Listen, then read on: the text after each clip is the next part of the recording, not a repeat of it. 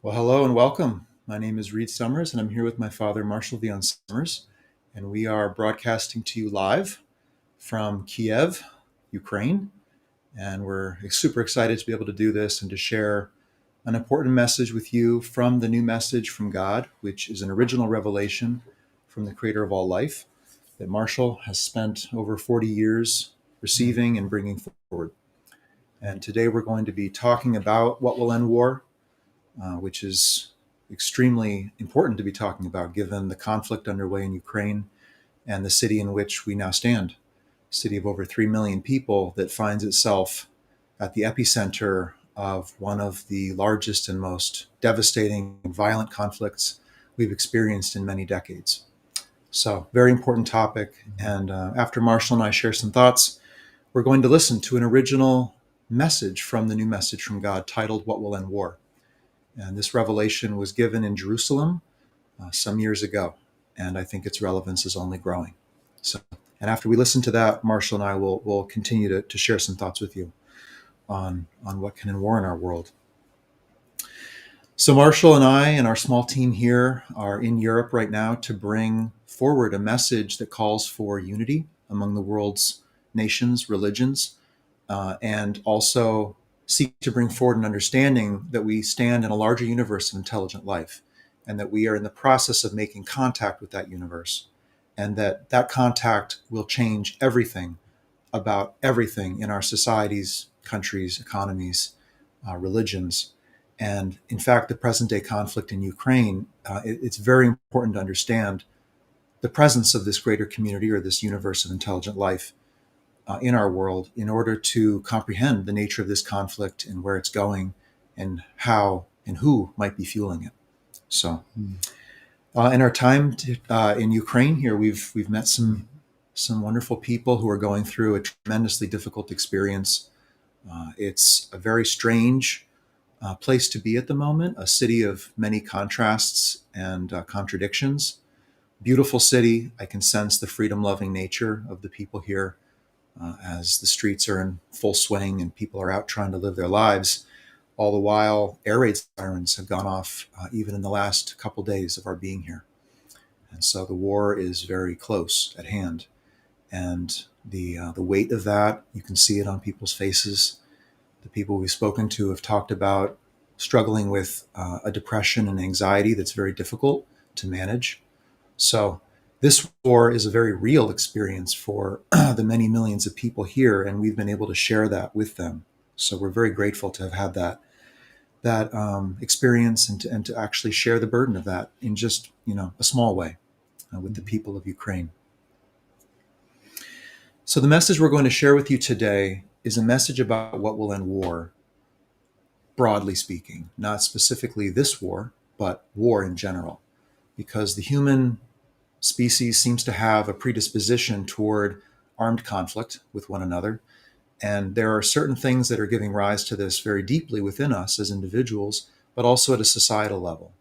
So, what we're here to share with you today is a perspective and understanding that might help to understand what gives rise to war, what creates it, what fuels it, what sustains it, and ultimately what might bring it to a not a final conclusion, but a much more minimal expression in the human experience, so that war is not this perpetual engine that seems to drive the world as it is right now. And before we listen to this longer teaching on what will end war, I'd just like to see what Marshall would like to share, if there's any keys to understanding this that he'd like to give us. Well, I think there are three keys to our ability to be of service in the world regarding these circumstances. There are three things to understand. First of all, we have to get a sense of what is happening in the world as a physical place, and the world is changing physically. Its climate is changing the world, and when the climate changes, everything changes and will continue to change. So we're seeing dramatic demonstrations of that in recent years. It's impacting many people around the world. In fact, it's probably affecting almost everyone in some way, economically, personally, through health difficulties, and so forth. And the second is that we are in a process of facing an intervention from the universe around us, an uninvited presence who has been weaving itself into our world in the background in a very secretive manner for the last 50 or 60 years. And this presence actually represents a great challenge to humanity, and a challenge that's very dangerous for humanity. It is not here our bidding, it is not here to serve our needs or fulfill our spiritual desires or to meet our preferences, certainly.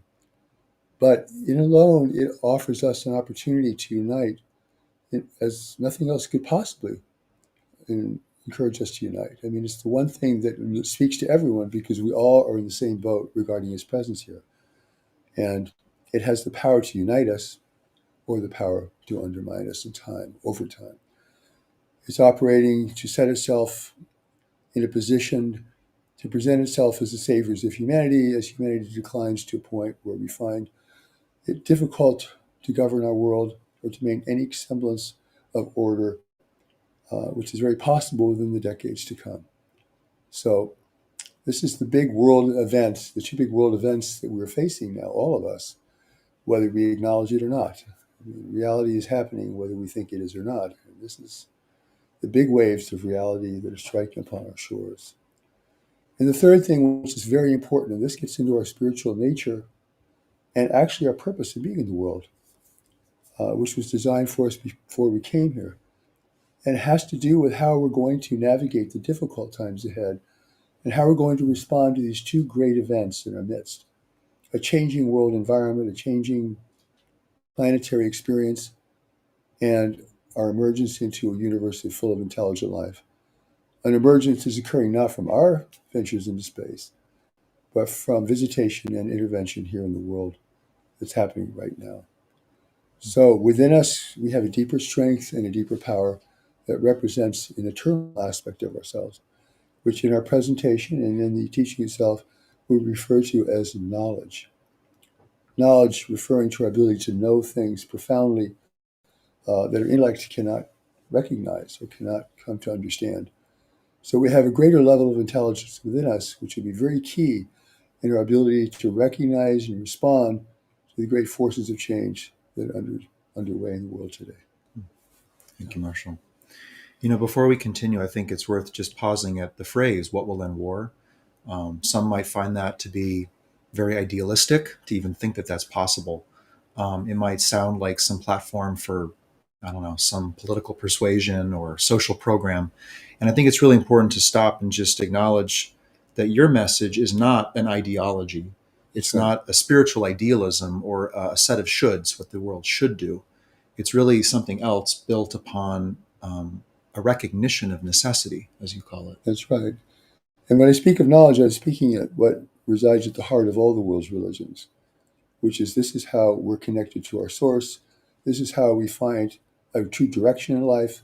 This is how we enter into a life of service in the world, which will fulfill us as nothing else can.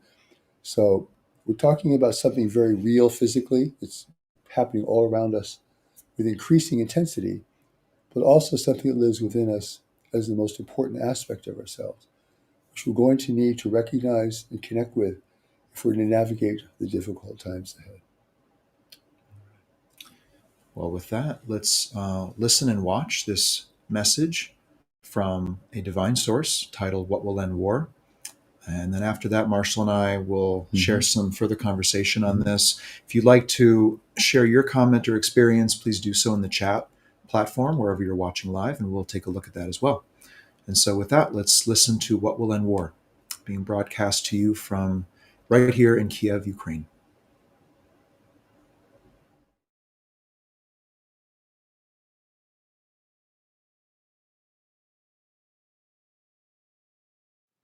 Peace is on the mind of many people, but peace is not possible without necessity. Peace as a goal, or peace as an ambition, peace as a wish, does not have the power to overcome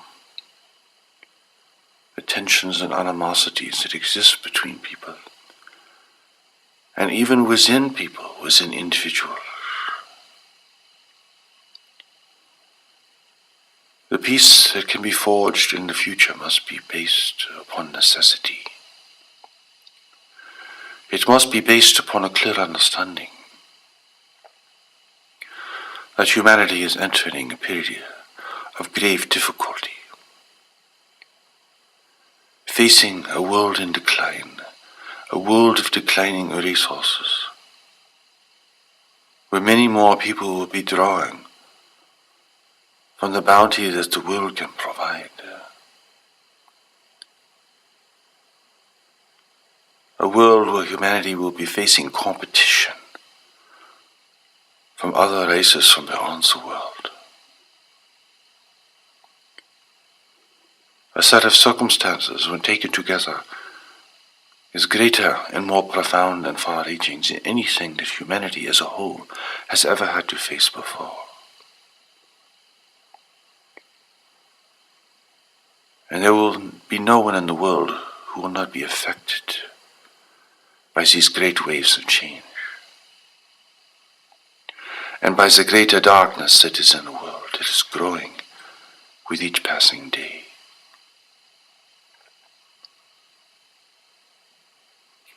Here, peace cannot simply be the cessation of conflict, for the steps taken to establish peace now must be far more radical and far-reaching. To simply hold people back from attacking one another will not be effective in the future when these restraints will not be there.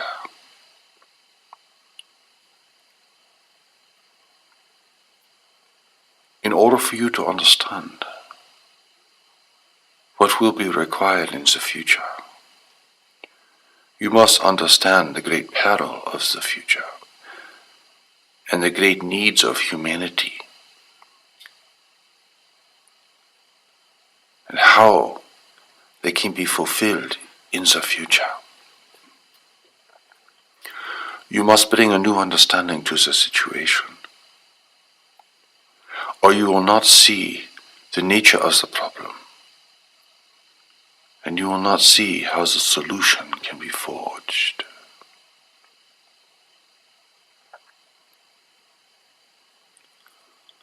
It is not enough to say that people want peace.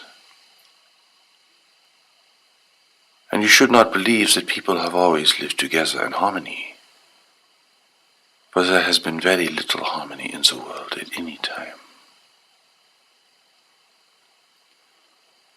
And you should not think that establishing peace in the world is simply creating a new social program or platform, or that it is all about politics or relations between various nations or groups.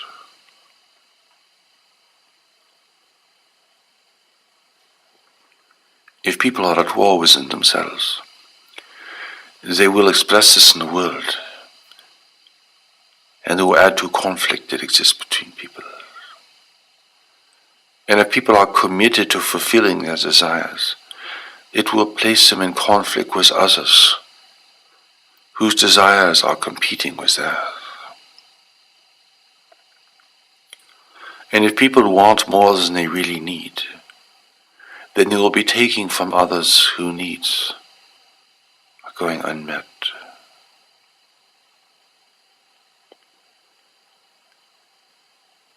This is a moral and an ethical issue for each individual. For here the rich must give to the poor. It is not simply an option.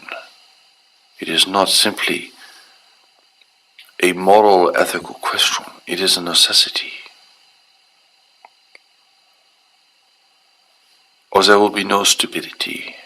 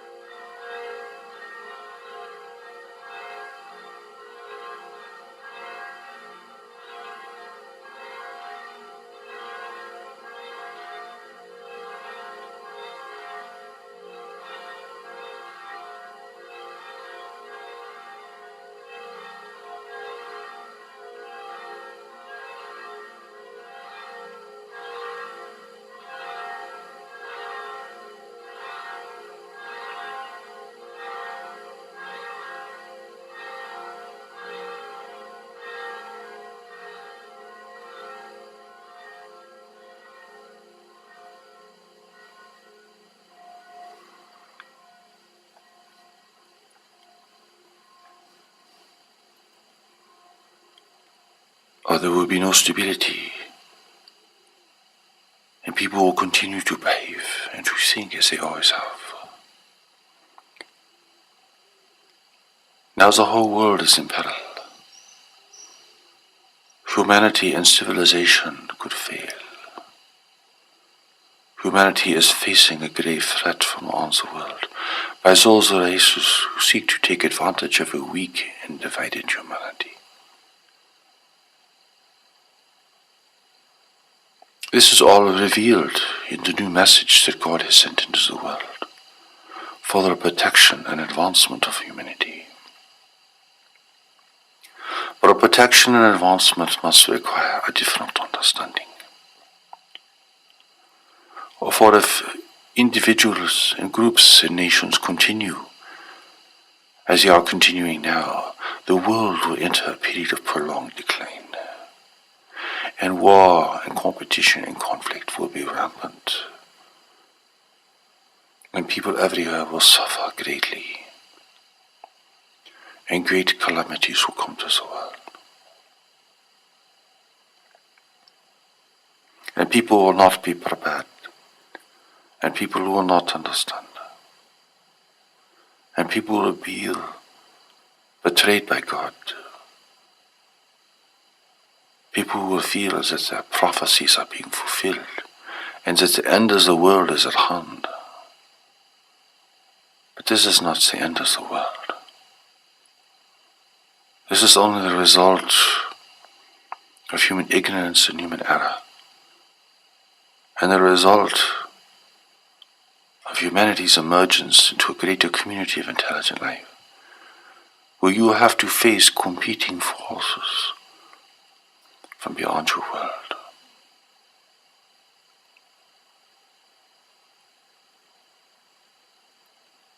It is necessary, therefore, in the new message that God is sending into the world, that a clear understanding being given of humanity's predicament and situation, and the great opportunity for human unity and cooperation that exists even at this moment. But to see this greater opportunity, you must see the greater problem that is facing humanity. And this requires a clear and new understanding.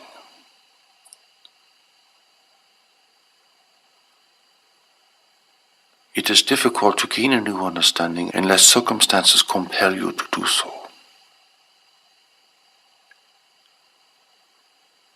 Therefore, do not be in denial of the great waves of change that are coming. Do not try to lessen them and call them other things. Do not dismiss them as mere fearful thinking. Do not think they merely represent one perspective. Do not think they are simply the projections of certain individuals. If you cannot see the problem, you will not see the solution. If you cannot face the gravity of your times, then you will not bring this real seriousness to the situation that is required. And you will not have the motivation to forge a new understanding and a new approach.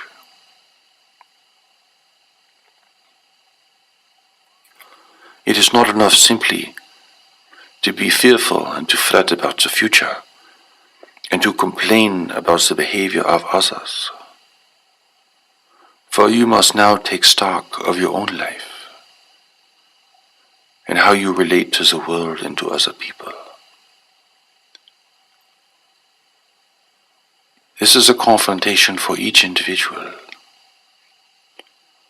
It is not simply a problem that some government should solve. The responsibility is shared by everyone, individually and collectively. If you can consider this seriously, you will realize that you do not have an answer, that your answers are inadequate, and that even you yourself are not sure what to do within your own life and thinking. This is why God has sent a new message into the world. Not to answer all your questions, not to solve all your problems, but to ignite a greater intelligence within you and to show you clearly where the world is going and what will be required.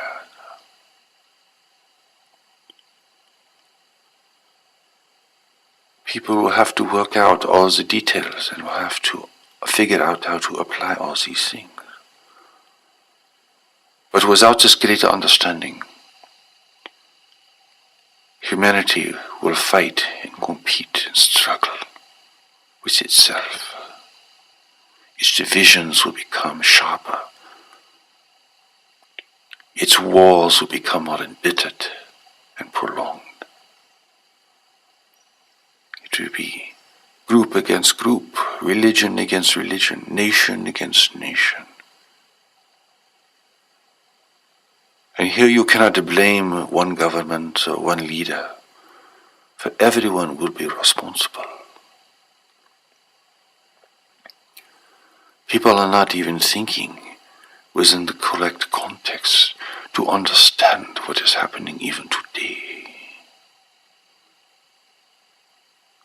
Why people are suffering so much, and why this suffering is increasing. Other people are blamed, other governments are blamed. But the problem is more fundamental than this. It has a great deal to do with how people use the world and its resources.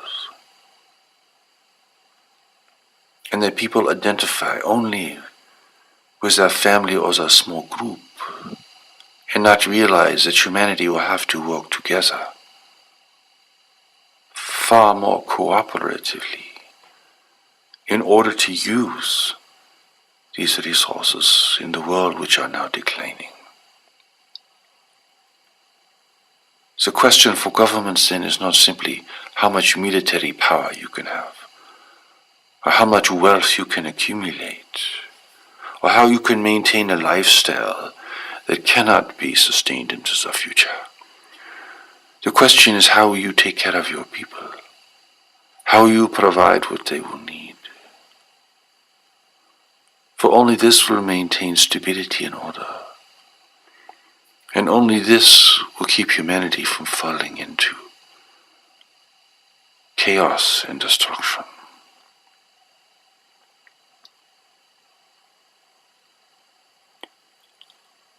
It is not simply having a new political ideology. It is not simply demanding that people be at peace, for people will not be at peace. The change that will be required will keep people in a state of confrontation and turbulence. For peace and change do not coexist very well.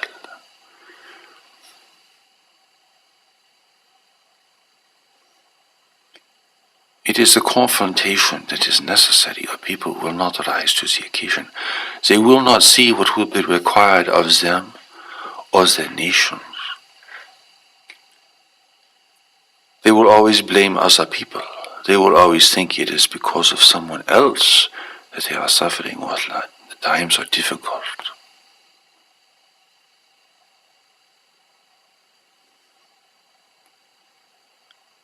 And all the energy that goes into complaining and whining and projecting blame upon others will all be wasted, for it will lead to nothing at all. It will not generate constructive action. It will not raise the level of personal responsibility.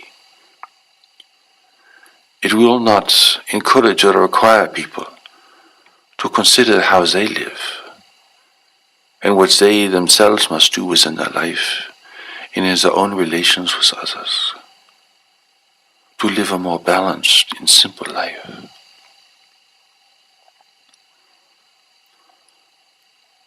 And those that are rich will try to remain rich, and those who want to be rich will strive for wealth. And those who are poor will become poorer. There can be no peace now under these circumstances. The world is being exhausted. You simply cannot plunder it further and hope to provide for all the needs of humanity. Human unity now must be driven by necessity and not simply by high ideals. It becomes a practical question as well as an ethical and a moral question. It requires that each individual recognize how they live and to see and to ask themselves, is the way I live going to be able to sustain me into the future? And how can I support human unity and cooperation? All of your resources, both material, psychological, emotional, will have to be brought to bear to forge a greater union in the human family. This will have to happen within families, within cities, within communities, within nations, between nations. And war will have to be set aside as mutually destructive to all involved. It is no longer an option. You cannot afford it.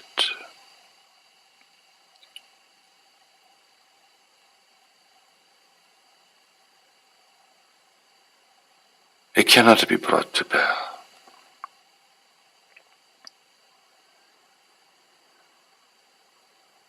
A human family cannot absorb it.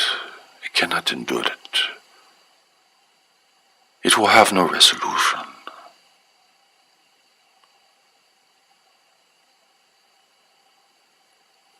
You're entering a new set of circumstances that will require a far greater commitment, not just from governments and leaders, but from people everywhere. And the motivation will be practical, moral, and ethical. The wealthy will have to live more simply in order for resources to be shared more equitably. The world will have to be cared for far more conscientiously and its resources sustained, or humanity will not have a future.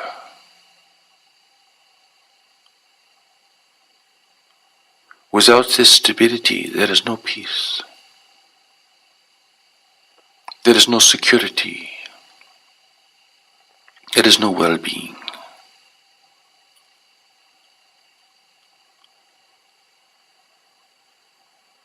The whole human family has entered a situation now where the stakes are so high. There is no room to maneuver. There is no new lands to conquer. The world is being used up, it is filled.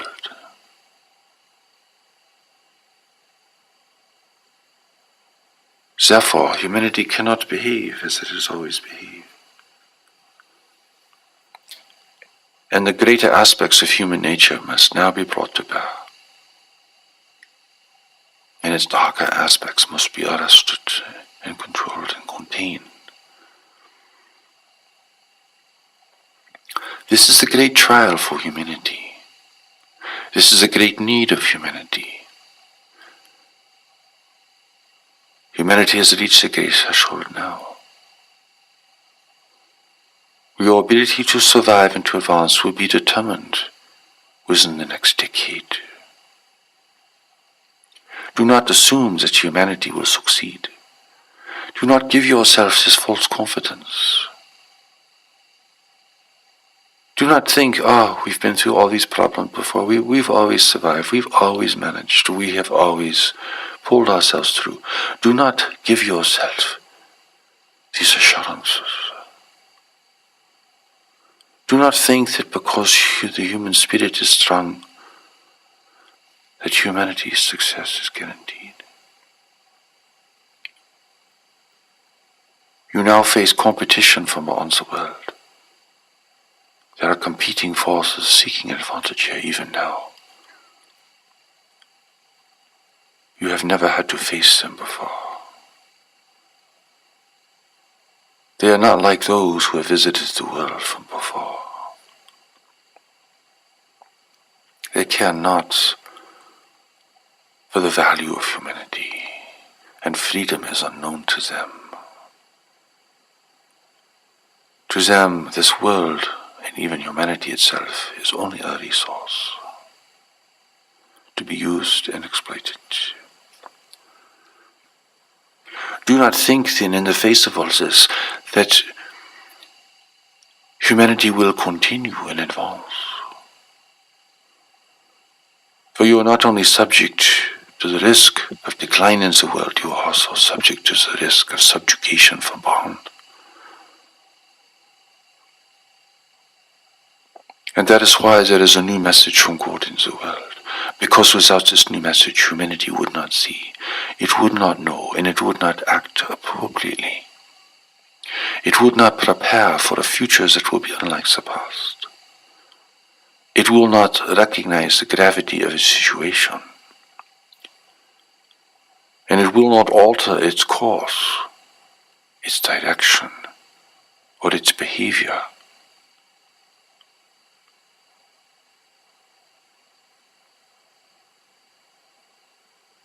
This will require strength and courage from each person. Here you cannot be lazy and self-indulgent. Here you cannot be indifferent or ambivalent. For everything you value is at stake. Everything that humanity has ever created that is beneficial is at stake. Everything that you love is at stake. Every person, every place, everything. Do not assure yourself in thinking that the town you live in, or the country you love, or the lovely wilderness that has inspired you, or the beauty of nature, or the sacred and holy sites will be able to survive under the great waves of change and the greater darkness that is in the world. You must find a deeper strength, the strength of knowledge within you as an individual, the greater strength that God has placed within you, that you must find and follow. For everything around you will be in question and will be in turmoil, and great uncertainty will prevail. And this uncertainty will either defeat you, or it will call from you a greater strength, a greater wisdom, the strength and the power of knowledge, a greater intelligence that the Creator of all life has given to the human family, and that resides undiscovered within each person. It is this knowledge now that must come to the fore, for this is what will give humanity the strength and the courage and the determination and perseverance to carry out what will be necessary.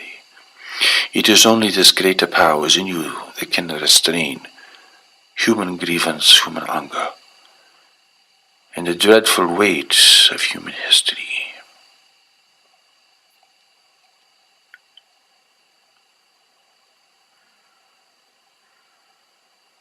You may see what is possible for humanity. You may see what has to change, but what will give you the strength to change this within yourself and to become part of the change in the world that will be required? Here you cannot simply say, well, other people will not be able to change. Humanity will not be able to change. Therefore, I don't need to change. You do need to change. You have not found your strength. Your energy is misappropriated. You are lost in what you want and what you are afraid of. You are committed to things without consequence. You value things without value.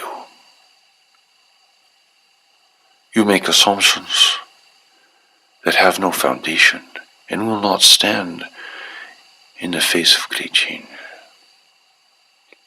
You have beliefs that are inconsistent with life and with where life is going.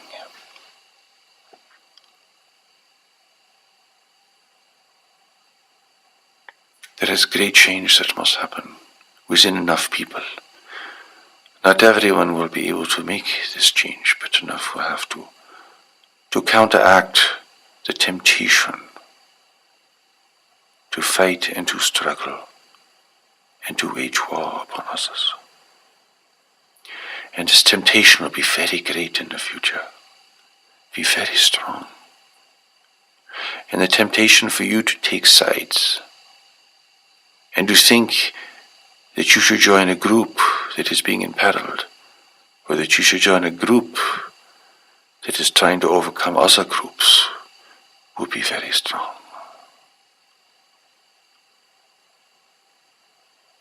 And your life will be threatened and challenged because you live at these great times. But it is also true that you have come into the world to serve the world in these great times, and that knowledge within you is fully prepared for what is to come. It is not afraid of the world. It is not afraid of what might happen here. It does not care about the things that you care about, necessarily. It is here on a mission within you, and this is your mission in life. But you will never find this mission through your desires and your fears, and your political views, and your cynicism and your judgment of others. You will not find this greater power through wishful thinking, or to trying to believe or insist that the world is better than it really is. You will not find the strength that you will need to survive and to contribute to a world in need unless you can face the great waves of change, unless you can allow them to inform you of what you must reconsider and that you must do even today to begin the long preparation that will be required. For no one can stay where they are and hope to be in a position advantageous in the future.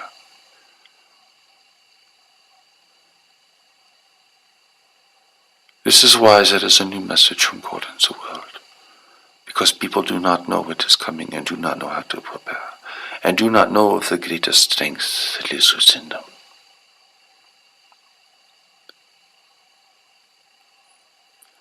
Do not think that everyone has to find this strength, for not everyone will be able to. But you will need to. You and others like you will need to. And you are not yet in a position to understand the nature of this strength, or how effective it can be in an uncertain world. The new message from God establishes what must be understood, establishes what is coming,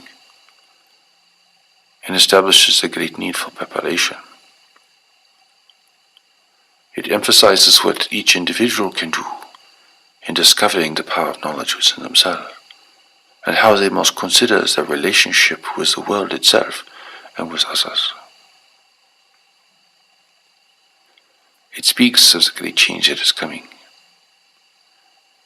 and sets a direction for human activity, and human behavior, and human understanding. God's new message is not bound by any institution or government in the world, for it is a message from God. God has sent a messenger into the world to deliver this message. Do not ever think that God has sent all the messages in the world that God will ever send, for this cannot be true.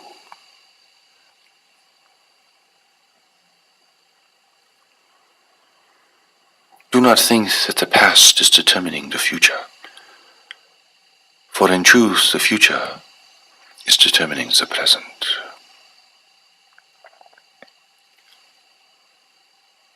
The future is not here to fulfill the past. Even the messengers that God has sent into the world could not foresee what is coming now.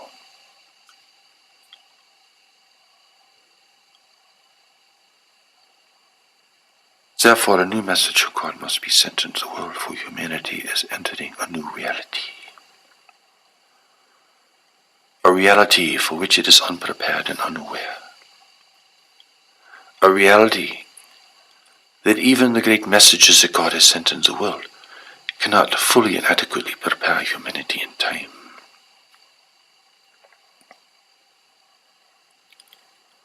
You know not of the great danger in the world today. You know not of the great waves of change that are coming. You know not what it will require of you. You know not of where you will find the strength and the wisdom to navigate these difficult times. Not only to survive, but to become a force of good, a force of resolution, to play your small but essential part in building human unity and cooperation. This unity and cooperation will not be based on people agreeing about everything, but it will be based upon people cooperating to assure security and stability for their nations, their towns, and their families.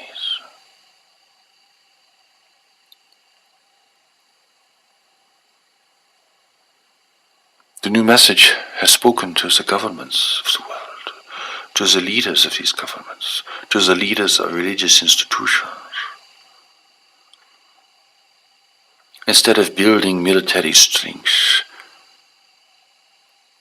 and protecting the very rich and trying to maintain predominance over other nations, instead of trying to control or manipulate other nations, you must take care of your people. Every nation must take care of its people. Every town must take care of its people. For the needs will grow and become predominating. In the future, many people will lose their jobs. Many people will be facing deprivation, even in wealthy countries. How will you take care of these people? How will you maintain stability by providing the basic needs, meeting the basic needs of people, providing the essential resources that people need? This is not about having luxuries, for there will be few luxuries in the future. Your real luxuries will be stability and inspiration from knowledge within yourself and knowledge in others. For there will be great heroism and much selfless activities that will be required now.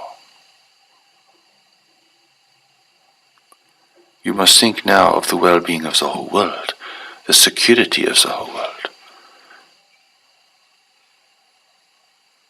For humanity is not alone in the universe, and there are others who are watching and waiting and planning. You must not think of protecting your personal interests or the interests of some segment of society or your group or your religion or your nationality. You must think of security for the whole world. When enough people can do this, it will override everything else. It will be like being in a house on fire where every other concern or preoccupation is forgotten in the face of what is happening at that moment. And you either cooperate or you perish. You save people and you work together.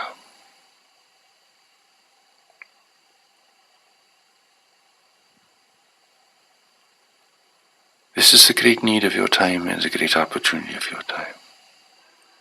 Many people around the world have prayed for peace and the end of war and deliverance and divine guidance. That is why there is a new message from God in the world. But the message is not what people expect. It is not what people think, and it does not conform to their religious beliefs or social customs.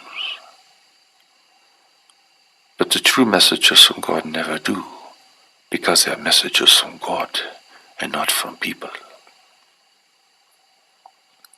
You may invent any scheme you think is possible. You may think technology will save you. You may think that Jesus will return, or some other great leader. You may think there will be a final battle that will settle everything. But none of this is correct. For it is all based upon a very ancient understanding. It is not relevant now. A great war will destroy humanity and enslave it to other powers in the universe. There will be no great leader that can lead everyone, for not everyone could follow such a leader or any leader. If Jesus returned to the world, people would fight over whether they believed in him or not. He would bring war and destruction to the world, and that is not what God wills. Humanity has not come this far with such great assistance, through so many travails, simply to extinguish itself at the end. Do not think these are the end times. That is foolishness. Yes, many things will have to come to an end, but this represents a great threshold for humanity and the possibility for a new beginning and a new direction and a new set of requirements.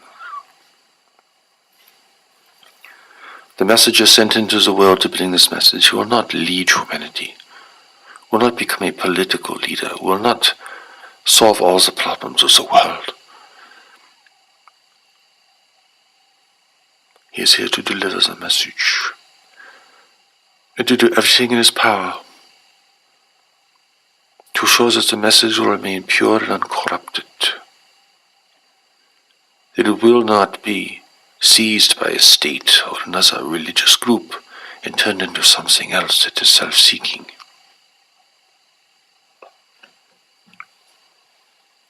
There will be many leaders for humanity, but if they are to be effective and beneficial, they must have this greater understanding. They must look at the world with new eyes, and they must see what is coming over the horizon, and they must recognize humanity's great vulnerability in the universe. But as long as humanity remains weak and divided, in conflict with itself, it will be powerless in the universe and extremely vulnerable to intervention such as already occurring now.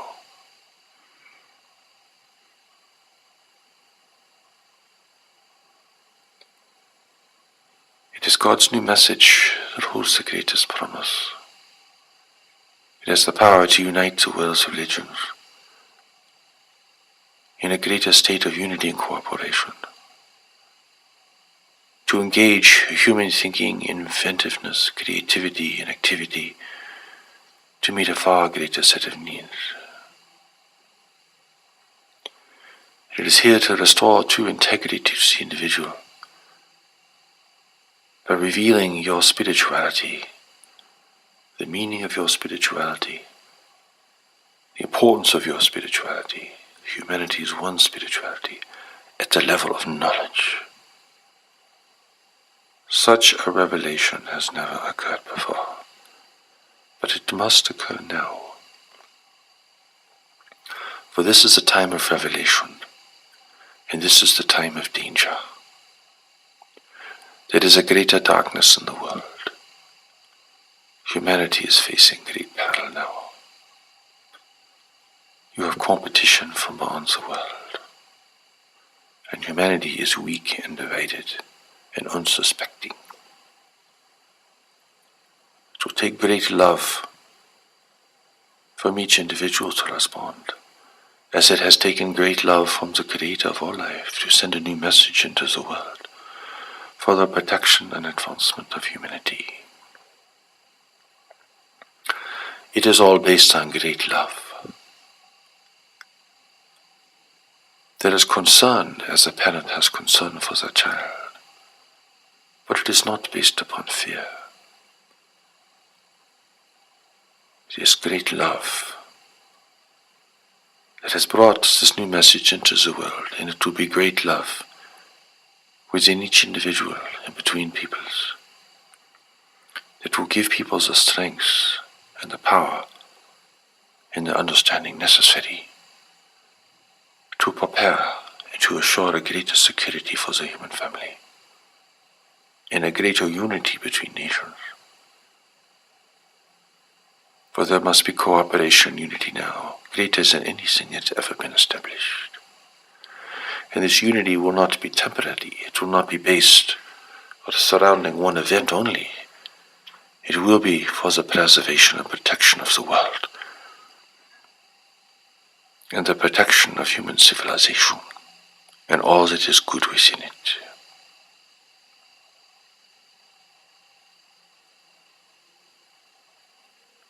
Creator of all life has confidence in humanity because the Creator of all life has given knowledge to humanity. A greater intelligence that resides within each individual. God does not have confidence in human beliefs and assumptions, human wishes, human ideologies. God has confidence in knowledge. For this is what God has created in you. Everything else you have acquired from the environment around you and from other people. But knowledge within you is what God has created in you. Greater than your mind, greater than your body, greater than your thoughts, greater than your fears. This is the great love that lives within you, and this is the great love that will move your life forward and spare you your own destruction and give you the power and strength to care for others.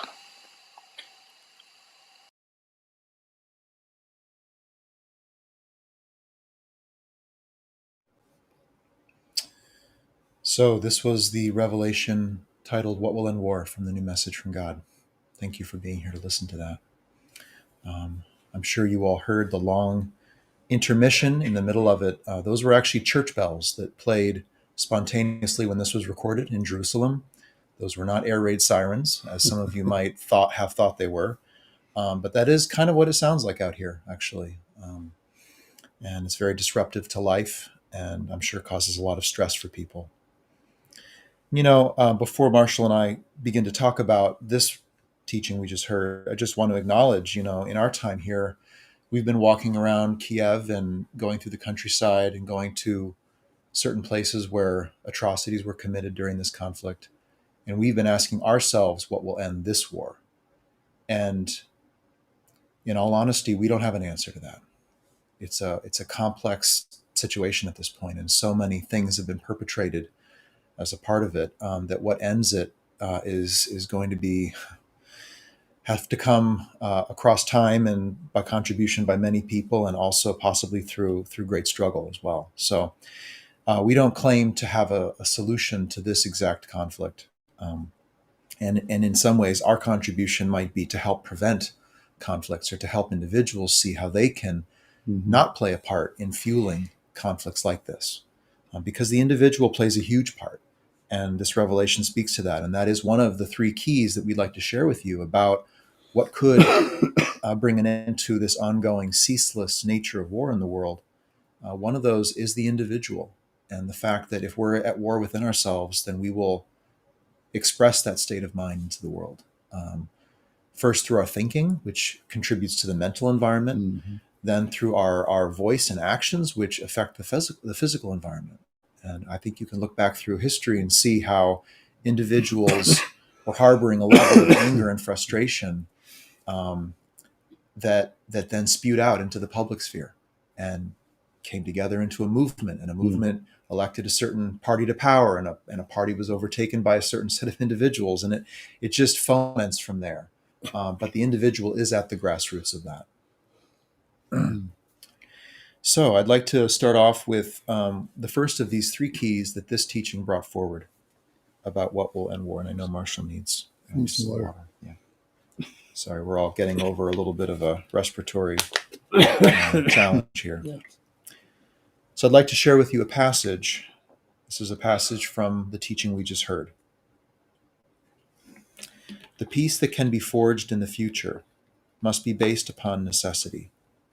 It must be based upon a clear understanding that humanity is entering a period of grave difficulty, facing a world in decline, a world of declining resources.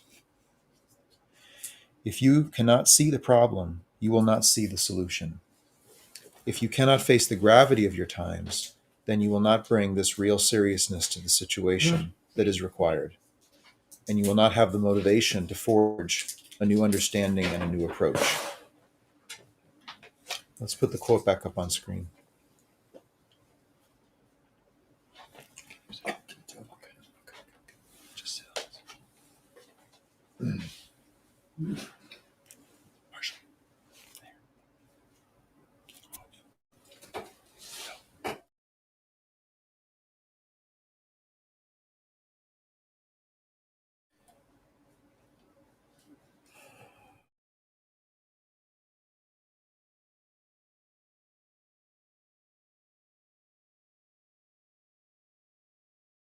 We're going to take a brief intermission right now. We have a health challenge arising, so we'll be back in 5 minutes. If we can, Calvin, put up the video to play. We'll be right back with you.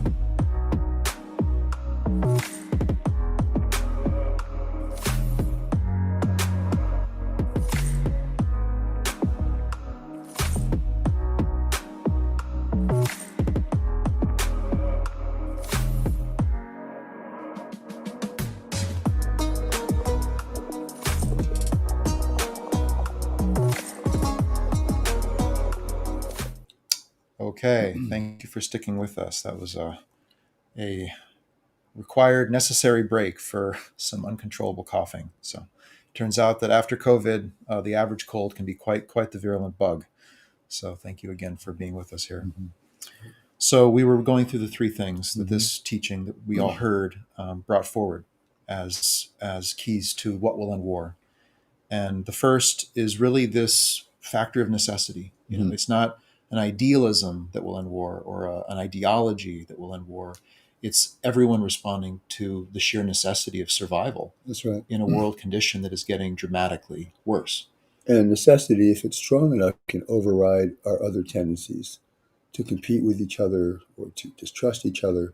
We become now collaborative. We need each other.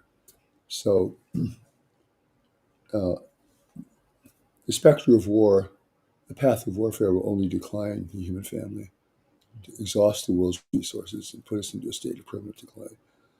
And when that happens, our ability to deal with the foreign presence, the alien presence in the world today will be so greatly diminished that we'll just succumb. We'll succumb to their presence here, would not be a good thing. Now, that's if war just continues as it does. It's That's not to right. say it will continue as it does. Well, in a world of diminishing resources and increasing population, the risk will escalate and the tensions will escalate. The tensions for land, for food, for water, everything will escalate. So this is why we're in a situation that makes war more favorable. Um, but war, under these circumstances, war is actually far worse in its consequences. And wars become wars of desperation then, which are much more terrible and consequential. So I think our situation, our circumstances in the world and our facing intervention are the things that require us. That's the necessity. Mm-hmm. They require us to cooperate. If we do not, we will fail. We will fail these challenges. And that is why no one wants to be driven by necessity. But in this case, necessity is actually a thing that could save us. And I think it enables people to rise above their petty issues, their grievances, their unforgiveness, to do what is really needed and essential in the moment. And that is why it's like a house on fire. It doesn't matter who you are or what you believe in or what you think of the person next to you. You've all got to pitch in to put that fire out or to save people from it. So necessity here is the mother of invention. And it is an incredible power and force within us if we can learn to accept it and realize that it's here to protect us and to guide us under very uncertain circumstances. Mm-hmm. Yeah, I think the house on war analogy is really apt because until you recognize that the whole house is on fire and that you're in it, you just won't respond at the level necessary. Mm-hmm. And the teaching we heard made a big point about this, saying that to see the solution, you have to assess the nature and the scope of the problem. That's right. And so, if the problem is political or relates to the neighboring country or some ancient historical grievance, that's the only problem. The solution in your own mind will not match the nature of reality. And so, do you feel then that the world is a house on fire? I think the world is a growing house on fire. And I think it is affecting, with every passing day, more people. The fact of the cost of living, the stress of living, difficulty finding work, competition for everything, and food, water, and energy, which are the essential elements of our ability to live in this world, are all being threatened from different fronts in different ways. Even the war here in Ukraine is threatening food production, is threatening energy production, is threatening so many things, and has huge downstream effects. So we're really at a point now where we cannot afford war. It's way too costly, it's way too damaging, and it tends to plant seeds for future conflict to emerge and arise. So this is not just a good idea or a hopeful thing. This is really what is going to enable us to survive and navigate the great waves of change that are upon us and will grow ever more intense as we go forward. So it's a real wake-up call is what it is. And you have to get out of your self-preoccupied life, your petty interests, your petty needs, and begin to see, wow, I'm in a changing world, and how am I going to function here? And I can't be at war with other people if I can function here. How are they going to function here? Because it's going to be a collaborative effort for humanity to surmount the challenges that are coming over the horizon. All right. So this was the first thing we wanted to bring before you all was an individual and collective confrontation with reality and a recognition of necessity. And if that can happen in enough people, something different may come through us collectively and individually. So the second major key is recognizing a common threat, recognizing a threat from beyond our world in the form of extraterrestrial intervention, which may be new to some of you watching, but is something the new message talks a lot about. Mm-hmm. Basically, we're emerging into a larger universe of intelligent life. We've been discovered by other forms of life, and they are in our world not to help and assist us, even though they may say so, but they've made the journey here really for their own self interests. And it's the resources of the world and the planet itself that they want.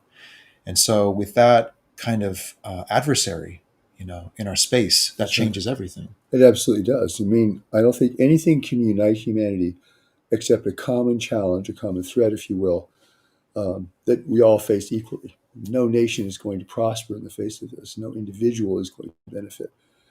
And so when you can begin to face this and have the courage to face this, and to realize that many people falling under the persuasion of this intervention to believe that it's here to rescue us or save us from ourselves, that they will bring peace and happiness to us, which has not been demonstrated at all in the 60 to 70 years of their presence here. In fact, they have destroyed people's lives, they've taken people's lives, they've acted like real adversaries in our midst, working behind us the scenes to gain power and to entrench themselves in the world, because they're not really a military force. This is not like the Star Wars. Forget about Star Wars.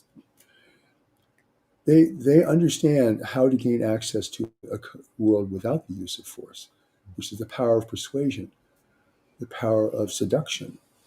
The mental powers, much more powerful than the physical powers. And they need the physical environment not to be destroyed, not for our sake, but for their sake. And the other thing is they can't live in our world. They can't breathe our atmosphere, and they can't face the biological hazard of living in a world with billions of microorganisms, because they probably live in space and are very vulnerable to these forces. So they need us to work for them. They need us to be their workers. They may promise us everything under heaven and earth, but what they're really sowing, the seeds they're sowing here, is to rob us of our sovereignty and freedom in this world. And I know a lot of people don't want to hear that. They want to think this is a good thing because, having lost faith and confidence perhaps in human leaders and leadership, they look to the heavens, they look to the skies, they look to space for salvation. But we're the native peoples of the New World. And we know what happened to the native peoples of the world in the time of great European expansion and colonization. So nature has taught us this. This is a lesson of life, and we should not ignore it. We should be very cautious in how we approach this and very carefully discern what it might mean for us, because mistakes made here will have huge consequences in the future. Yeah. I'd like to share a passage from the teaching we just heard. You now face competition from beyond the world. There are competing forces seeking advantage here. They care not for the value of humanity, and freedom is unknown to them. To them, this world and even humanity itself are only resources to be used and exploited. As long as humanity remains weak and divided, in conflict with itself, it will be powerless in the universe and extremely vulnerable to intervention such as already occurring now. You must think now of the well-being of the whole world, the security of the whole world. For humanity is not alone in the universe, and there are others who are watching and waiting and planning. The ET presence is not just itself a threat in terms of its intentions for the world. It's also an actor in the conflicts that we see already underway between ourselves.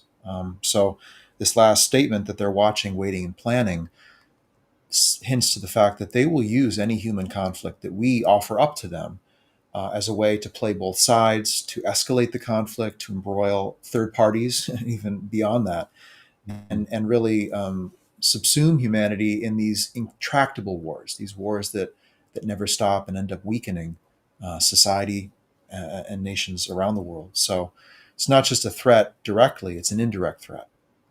by a force that might want to engage with one country instead of another, or trade technology to a dominant country so that it can dominate a weaker one.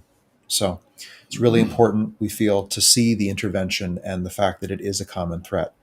And this may start to reframe how countries look at each other, how Russians view Ukrainians, how Ukrainians view Russians. I mean, if we have a common threat and it's non-human, that means the differences between us are negligible. Mm-hmm. And, you know, our ancient history of tribalism and, you know, nations rising and falling, I mean, it's valuable and important as a lesson, but it's not the fact of our common existence now. We are human beings, and we are facing competition by non-human beings for our world of origin. And so the reframing of nearly every human conflict in That's light right. of that Yeah. is very powerful and very could be very healing as well. So this could, so often in life, how do you step beyond a personal dilemma, something that's in your way, keeping you from moving forward? Expand your frame of view, you know, see a bigger picture in which you are functioning. Mm-hmm. And there's a liberating power to that. And so it is also for the world in this way. I'd like to ask you before we move on, Marshall, how could an extraterrestrial threat unite us actually, like actually enable countries to put down weapons like we're seeing? Well, I mean, as long as we fight each other, we're weak and divided and easily manipulated by other powers who use mental persuasion above physical threat to really influence us to our own dissolution. So this is how a small, weak force. I mean, the alien presence is very small, actually, has very advanced technology, has no evidence of weaponry, but how it could influence us to oppose each other, just to prey upon our own tendencies in this way, to weaken us to the point where we would turn to them, hoping they will save us from ourselves or save the world, which would become ever more depleted and difficult should we continue on our current path. So we're entering a bigger arena of life now. The universe is not a human universe. We're insignificant within it, but we live on a beautiful world that is valued by others. And worlds such as Earth is probably very rare in a universe of barren planets. So we've been watched for a long time, certainly, and the time of intervention has come because we've created an infrastructure that they could possibly use for themselves, which wasn't the case 50 or 100 years ago. And we've also created global communications here that they could also utilize, perhaps. So the time of this, and we're also at the advent of nuclear. We have nuclear power. We have nuclear weapons. So we could destroy the value of the world, and we've already demonstrated our ability to do that. And there's a risk of doing that, even in the current situations we face today. So this is the time of intervention, and we have to see that. If we can't face that, then we're blind. We don't want to look. We have to at least consider it as a real fundamental possibility. If we're being intervened beyond our own boundaries by forces who are operating without our permission, violating all areas of space, everything about our lives, people's personal lives, taking people against their will, and things like this, my God, we've got a dark force in our midst. And when you start to wake up to that, it changes how you look at the way nations interact. And why the worst thing we could do is be opposing and fighting each other. The worst thing at a time of intervention. So it's a big sea change in how you see yourself in the world. And you see that people are just blindly going into conflict with each other. And this is a real danger. This is our own tendencies overwhelming us and actually undermining our ability to have a future in this world. Because we will waste the remaining resources of the world in conflict. So conflict is the worst thing that can happen. But to the intervention, it's an opportunity to prove that we're helpless to each other and only they can save us. At some point, they will present themselves with a message like that, which is very likely. Meanwhile, they're flying in our skies. Millions of people are seeing the evidence of their presence. Tens of thousands, maybe more, being taken against their will to be experimented upon. I mean, this is a very bad thing happening in the world. But you have to have a lot of courage to face these things because they're pretty disturbing. But we are the native peoples of the world, and if we don't respond collectively to the force that's in our world, we are going to be in serious trouble. They have no control over the world. They just have control over the minds of growing numbers of people. So they are the weak force, but we're so weak ourselves, they appear overwhelming to us, but they are not overwhelming. They cannot take us by force because they do not have that kind of force. Only through persuasion, only through seduction can they gain a dominant role in this world. And that we have the power to resist. Mm. And the deeper knowledge within us will never succumb to these kinds of persuasions. It's far too wise, far too deep to be persuaded by something like this. So let us not be in love with technology. Let us not think that any technological race is spiritually advanced, because there's nothing in life that ever supports that kind of notion. So we have to grow up, and we have to become the real citizens of this world and the real stewards of this world. If we destroy it, others will come to take it. And the risk of that happening has brought these forces here today. And they're playing a long game. They're gonna wait and see how far we go into our decline. And that will be their great opportunity. So this is a very big thing that's happening, and it's happening behind the scenes. This is what the new message calls the greater darkness. Mm-hmm. So we have a house on fire. Mm-hmm. We have a greater darkness in the world and a threat That's right. from beyond our world. And I'm sure maybe you can feel it's slightly overwhelming. You know, it's a lot to take that in and imagine even doing something or contributing to a way forward through it. But that is why the new message is here. It is, as you just phrased it, it is giving us the strength. Mm-hmm. It is giving us the courage, the strength to Right. resist the intervention and to make a contribution in a challenging environment like this. And that brings us really to the third key, which is a transformation of the internal state within the individual. So we have a house on fire, we have a threat from beyond, but where are the people? You know, where are the individuals in the world who have this strength, who have a contribution to make? Where are they? And this is really where it comes down to the spiritual presence within each of us as not only a protective force, protecting us from becoming partisans in conflict, combatants in war, and losing our own sense of internal self and identity to a group identity, which can easily be manipulated. So it's protective, but it's also guiding us to make a specific contribution. So I'd like to share a passage with you on this. Mm-hmm. This is again from What Will End War. It is not enough to say that people want peace, for if people are at war within themselves, they will express this in the world, and they will add to conflict that exists between peoples. If people are committed to fulfilling their desires, it will place them in conflict with others whose desires are competing with theirs. And if people want more than they really need, then they will be taking from others whose needs are going unmet. This is a moral and an ethical issue for each person. And so without the spiritual presence within us, we live a life of internal discord, where we are driven by fear, we are in pursuit of our logical self-interests above those of others. And so it puts us naturally in conflict with others as we take more than we need and try to secure something which really can't be secured in terms of our own personal security to that degree. So what the spiritual presence can do to this is really cause something of a sea change within people. Oh, very much so. And knowledge is the center of your strength, your integrity, and it holds for you your greater purpose in the world, which is not what you personally want to do or hoped you could do. It's what you were sent into the world to do. And I believe that everyone in the world today was sent into the world to be in the world under these very difficult, challenging circumstances that the Revelation speaks of and that we're talking about today. So that's your higher purpose. There's no higher purpose of just fulfilling yourself to make yourself happy or to enrich yourself. There's nothing there. That's an empty promise for sure. So this is the calling. This could call you into a greater service in life, into a greater strength, because your real strength, your real courage is going to come from knowledge.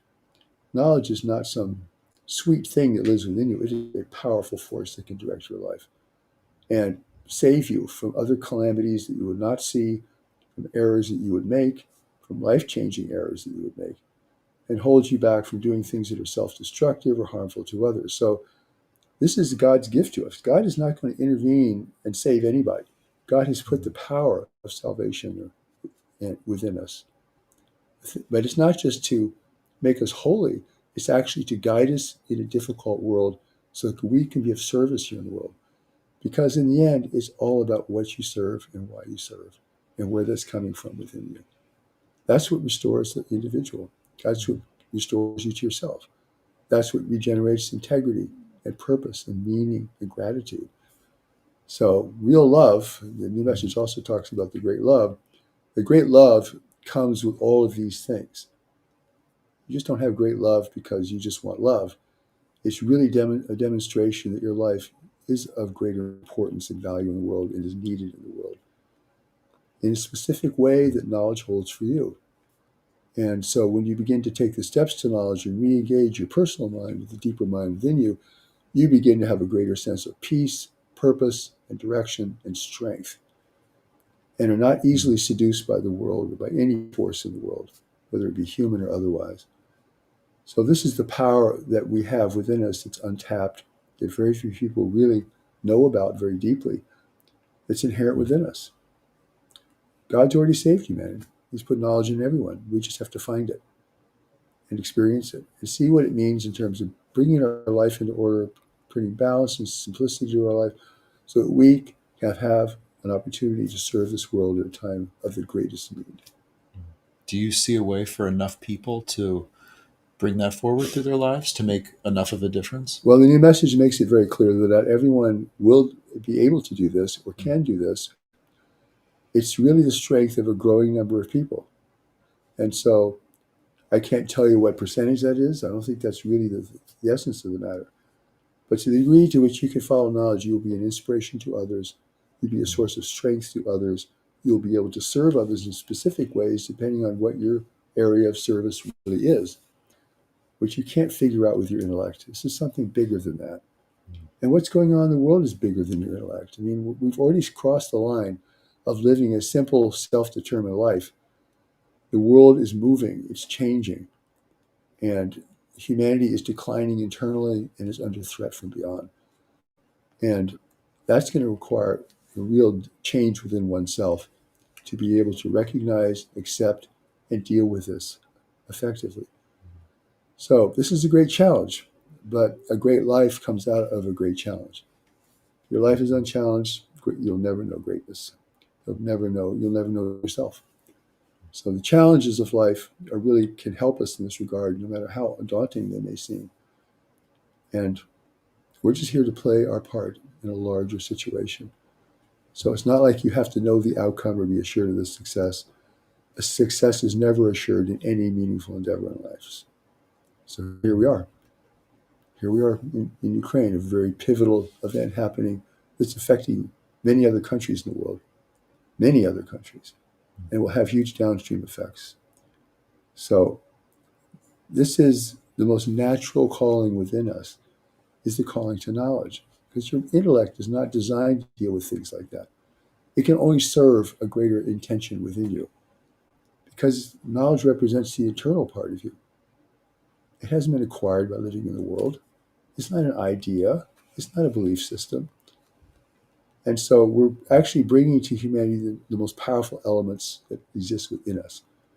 The intervention does not use knowledge, or it would not be intervening in our world. It only has technology. It has cohesion, it has purpose, but it does not have knowledge. So we, as the native peoples on the ground that still control the ground, have this knowledge, and more people need to gain access to it. That alone would bring the end of war. Because war would be seen as the most harmful thing we could do to anybody and everybody.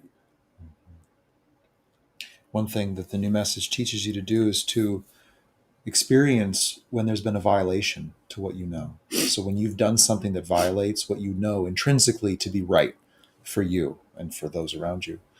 And so if more people can discover that sense of their own internal right and wrong, up and down, forward and backward, and be oriented internally like that, it would be very difficult to send those individuals into war because I think they would see it as That's right.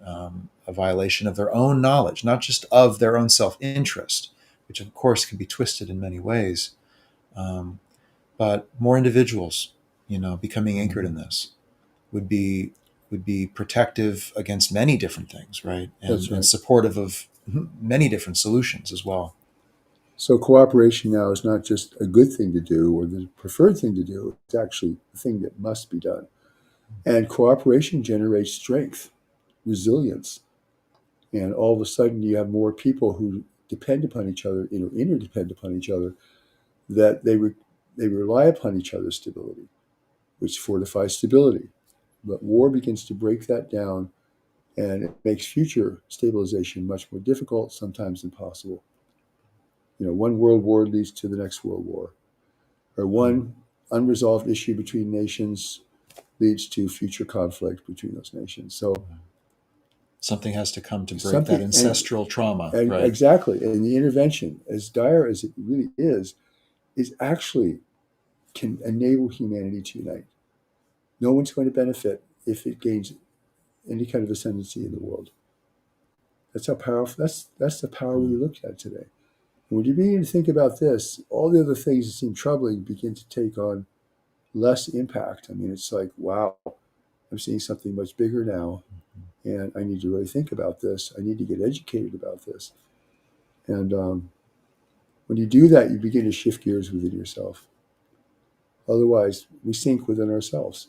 We sink in our own frustration, unforgiveness, self hatred, all kinds of downward forces. So this brings people up and out because service does that, and the need is great. Yeah. So life is knocking on our doors saying, hello in there, wake up. The house is on fire. There's a greater threat and you are needed. You're the one who's going to put the fire out. So these are the three perspectives we wanted to bring forward to you today. And being here in Ukraine has been a pretty powerful experience of seeing people going through what many of us may go through in the future. In a sense, they're experiencing the kind of conflict, the kind of societal challenges that we may experience even in the most stable parts of the world. So, and I do feel how strongly knowledge would be a protective force for an individual here, Oh, having to definitely. survive and find their way personally in the That middle of a that war. is actually God's way of protecting you, is by Yeah. connecting you with knowledge, which will protect you. Because knowledge's first goal is to protect you, not just physically, but to protect you from giving your life away to something that has no future or that will ultimately disappoint you and lead to nothing fulfilling in life. So this is a big thing we're experiencing together, and we're sharing it with you because perhaps you're also feeling stirred by something bigger in the world, something bigger within yourself that is making you look beyond the ordinary facets of life, the ordinary interests of life, and you have bigger questions, you need bigger answers. And somehow you feel your life is about something, it just isn't the ordinary, usual thing, and that your fulfillment will happen on a different scale, in a different way, or a larger arena. And so, if this is your experience, then I think what we're sharing with you is completely relevant, and that's very important. Yeah. Yeah. Thank you, Marshall. Before we close, I want to ask Marshall one more question out of the blue. This teaching we just heard said the following: do not think that the past is determining the future, for in truth, the future is determining the present. I want to ask you what that means to you. That's an interesting. It sounds illogical, doesn't it? Because we do seem to live the effects of the past, but all of us are born with destiny, and the human family itself has destiny. It's built into us. It was there before we were born. Be there after we leave this world. And so the world is attempting to become one community because it can only be free in the universe as a united community. It can't be a bunch of warring tribes. It will never, ever be able to sustain itself in this larger arena of intelligent life. And so we have an inner need to become organized and united within ourselves. Humanity has that need too. It's in the future, it's where we're going that's prompting us forward. It's not just satisfying the moment or trying to correct the past. There is some correction in the past, and there's some fulfillment in the moment. But we have a destiny. There's a free race in the universe, which is actually very rare. We have enough freedom to be at least be a candidate for being a free race in the universe. And that's part of our destiny. We have a destiny in this universe. It's not like we want to just hide out in our little world and not think about the universe. That's where we're going. It's here. There's no going back.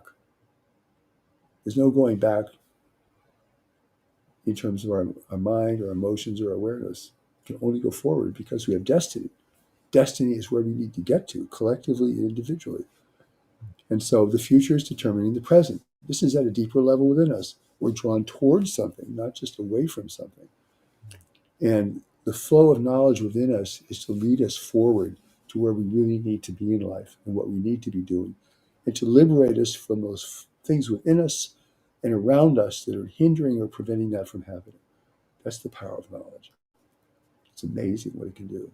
I mean, I think that's been my life, is experiencing that and serving that and doing exactly what I'm presenting to you, to empower people in this way. And the stronger knowledge is in the world, the more humanity cannot be overtaken, cannot be persuaded, cannot be dominated. Because what we're facing in the world is not a physical domination, it's a mental domination. This is how advanced races interact with worlds such as ours. Power of the mental environment. You can determine people's thinking and emotions and inclinations. You can take over the world without firing a shot. That's something to think about. Definitely. Excellent. Well, thank you so much for being here. It's our joy to share this with you from Kiev. If you'd like to read What Will End War, it is online, and we have a link up there on screen for you where you can find the revelation, as well as all the revelations that we're releasing from the New Message Library. And I invite you to join me and Marshall for upcoming broadcasts at newmessage.org/live. So with that, we'll say good night, take care, be well, and our prayers and thoughts to the people of Ukraine, and our appreciation to all those who supported our stay and are even getting into the country. It was quite a journey, in fact, but we made it. So it's been a very special visit. And may the heart of humanity here be there and be between all places. And may we all be connected in making a contribution to this house on fire. So with that, we'll say good night and thank you for joining us. Thank you.